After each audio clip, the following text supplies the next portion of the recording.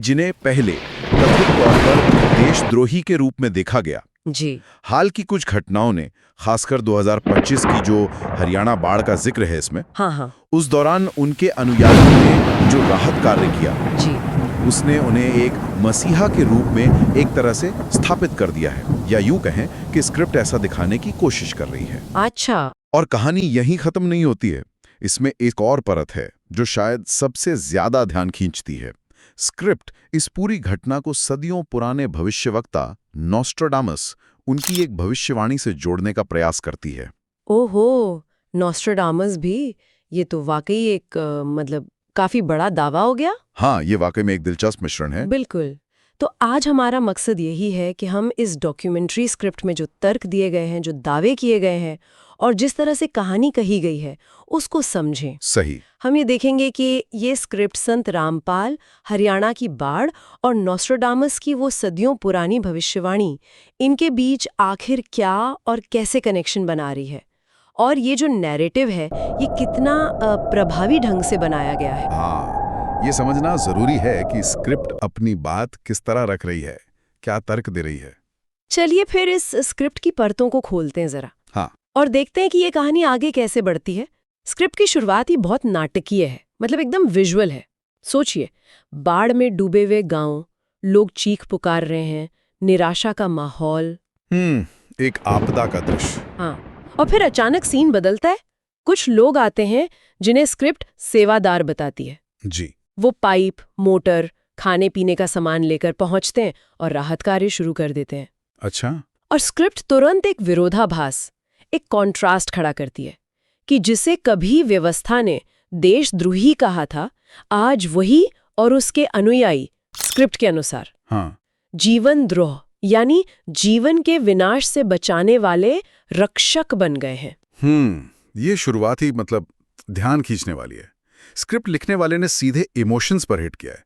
देशद्रोही बनाम रक्षक, ये बहुत पावरफुल कंट्रास्ट है ना? हाँ, ये दर्शकों को एकदम से सोचने पे मजबूर करता है और एक तरह का रहस्य भी बनाता है। बिल्कुल।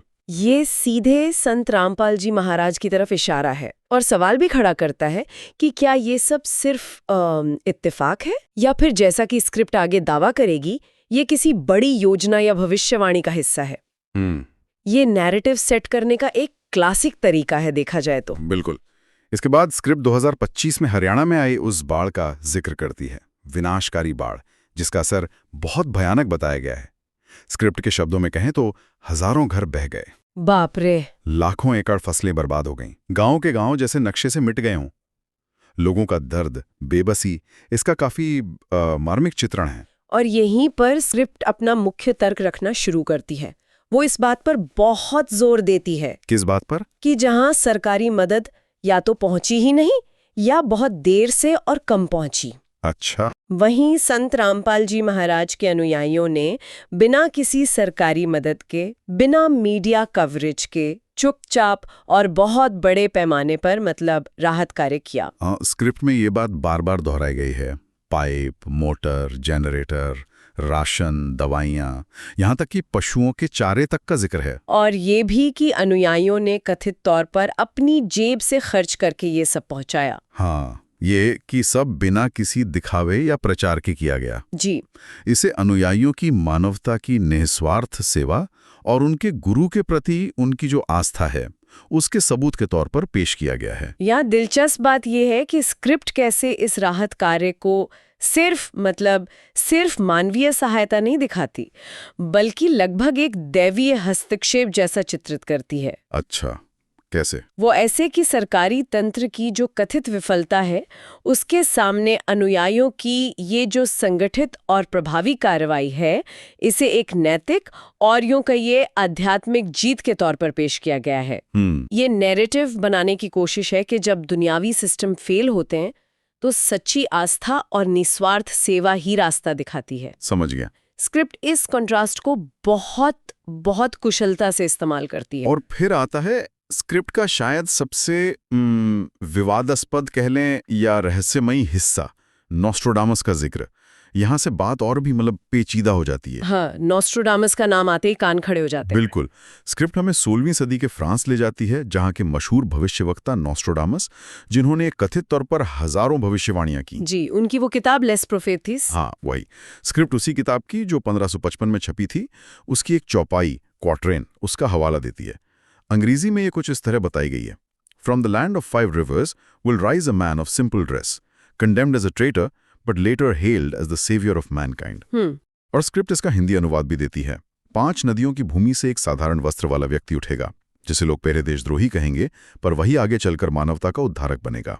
अच्छा, अब देखिए कि स्क्रिप्ट इस भविष्यवाणी को इंटरप्रेट कैसे करती है। ये दिलचस्प है। हाँ, बताइए। उसका तर्क ये है कि 5 नदियों की भूमि, ये निसंदेह भारत का हरियाणा पंजाब क्षेत्र है। ठीक है। साधारण वस्त्र वाला व्यक्ति वो संत रामपाल जी महाराज हैं, जो साधारण वेशभूषा में रहते हैं।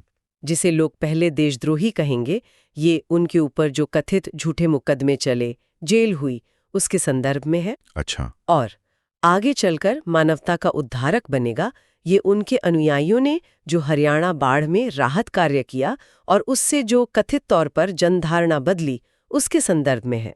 तो मतलब स्क्रिप्ट बहुत सीधे तौर पर यह दावा कर रही है कि संत रामपाल ही नॉस्ट्रोडामस द्वारा बताए गए वो व्यक्ति हैं। इसमें कोई शायद या हो सकता है नहीं है। नहीं, स्क्रिप्ट का तर्क तो यही कहता है। अगर हम इसे बड़े पिक्चर में देखें तो स्क्रिप्ट इस सदियों पुरानी रहस्यमयी भविष्यवाणी का इस्तेमाल कर रही है। क्यों? संत रामपाल जी महाराज के जीवन और हाल की घटनाओं को एक ऐतिहासिक और यहाँ तक कि एक दैवीय वैधता देने के लिए। ये तो बहुत बड़ा दावा है। हाँ, ये बहुत शक्तिशाली दावा है, क्योंकि ये आज की घटनाओं को एक प्राचीन रहस्यमयी भविष्यवाणी के सबूत के तौर पर पेश करता है। स्क्रिप्ट ये नहीं कहती कि हो सकता है, वो इसे एक तथ्य की तरह पेश करती है कि भविष्यवाणी पूरी हो रही है। ये नैरेटिव को एक अलग ही लेवल पर ले जाता है, मतलब संयोग से नियति तक। ये वाकई में बहुत बड़ा दावा है। स्क्रिप्ट आगे ये भी बताती है कि इस घटना के बाद मीडिया का नजरिया भी कथित तौर पर बदला है। हाँ, इस पर भी स्क्रिप्ट जोर देती है। हाँ, स्क्रिप्ट कुछ उदाहरण देती है, जैसे पहले की हेडलाइनें थीं विवादास्पद संत, देशद्रोही संत, इस तरह की। जी। लेकिन बाढ़ राहत कार्य के बाद स्क्रिप्ट के अनुसार मीडिया ने रिपोर्ट किया संत रामपाल जी के अनुयायी बने बाढ़ पीड़ितों के मसीहा, मानवता की मिसाल पेश करते सेवादार, ऐसी हेडलाइंस। स्क्रिप्ट ये दिखाने की कोशिश करती है कि मीडिया भी अब मतलब सच्चाई को पहचानने लगा है। ये फिर से वही नैरेटिव को मजबूत करने का तरीका है। कैसे? मीडिया कवरेज में बदलाव और आम लोगों के कथित बयान, इनको सोशल प्रूफ की तरह इस्तेमाल किया जा रहा है। अच्छा, सोशल प्रूफ। हाँ, स्क्रिप्ट ये दिखाने की कोशिश कर रही है कि ज़मीनी हकीकत बदल चुकी है और जो पहले नेगेटिव धारणा थी वो अब पॉजिटिव में बदल रही है, और ये बदलाव उनके अनुयायियों के ठोस कामों का नतीजा है। हाँ, स्क्रिप्ट में बाढ़ प्रभावित लोगों के कुछ कथित बयान भी डाले गए हैं। एक व्यक्ति का कोट है जो कहता है, अगर ये लोग जो दिन रात हमारी सेवा कर रहे हैं देशद्रोही हैं, तो भगवान करे देश को ऐसे देशद्रोही और मिले। देखिए, तो ये देशद्रोही से मसीहा तक का जो सफर है उसे पूरा करता हुआ दिखाता है। कहानी का जो चाप है, जो आर्क है, वो यहाँ पूरा होता दिखता है स्क्रिप्ट के नजरिए से। और इस पूरी कहानी को संत रामपाल जी महाराज के अपने दर्शन, उनकी फिलॉसफी, उससे भी जोड़ा गया है। जी बिल्कुल। हाँ, स्क्रिप्ट में उनका एक कथन, एक कोट दिया गया है। बिल्कुल। धर्म का मतलब केवल पूजा पाठ या कर्मकांड नहीं, बल्कि मानवता की निस्वार्थ सेवा है। भूखे को रोटी, प्यासे को पानी, यही सच्चा धर्म है। इस कथन को जो अनुयायियों ने राहत कार्य किया, उसके पीछे की मूल प्रेरणा या कह लीजिए गाइडिंग प्रिंसिपल उसके रूप में पेश किया गया है। स्क्रिप्ट ये तर्क देती है कि ये सिर्फ एक आपदा राहत कार्य नहीं था, ये उनके गुरु की शिक्षाओं का प्रैक्टिकल डेमोन्स्ट्रेशन था। अच्छा। और स्क्रिप्ट का निष्कर्ष ये है कि ये सेवा अब इतिहास बन रही है और संत रामपाल जी महाराज मानवता को जोड़ रहे हैं, उन विभाजनों को पाट रहे हैं जिन्हें राजनीति या दूसरे स्वार्थों ने पैदा किया है।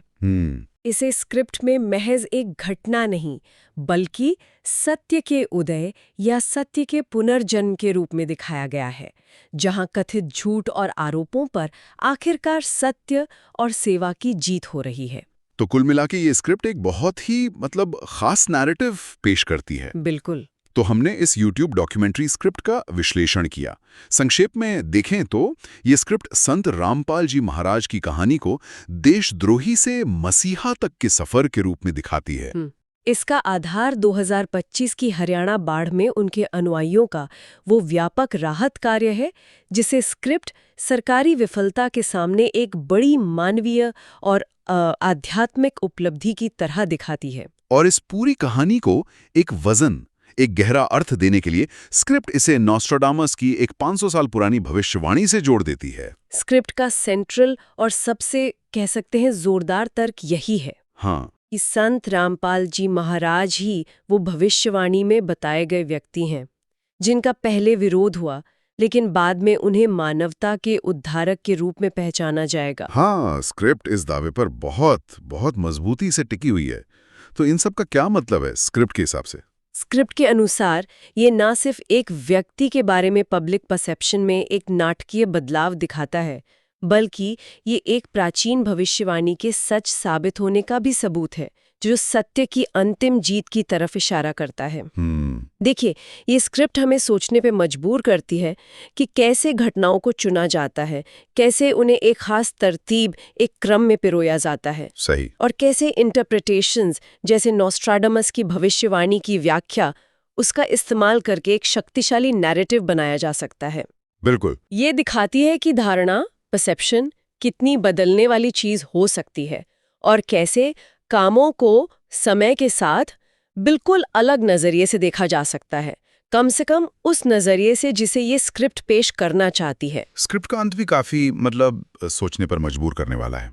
ये संत रामपाल जी महाराज के ही एक और कोट के साथ खत्म होती है, जो शायद हमारे श्रोताओं के लिए सोचने का एक बिंदु हो सकता है। अच्छा, क्या है वो? कोट है, सत्य को पहले विरोध का सामना करना पड़ता है, फिर मजाक उड़ाया जाता है और अंत में वही सत्य इतिहास बन जाता है।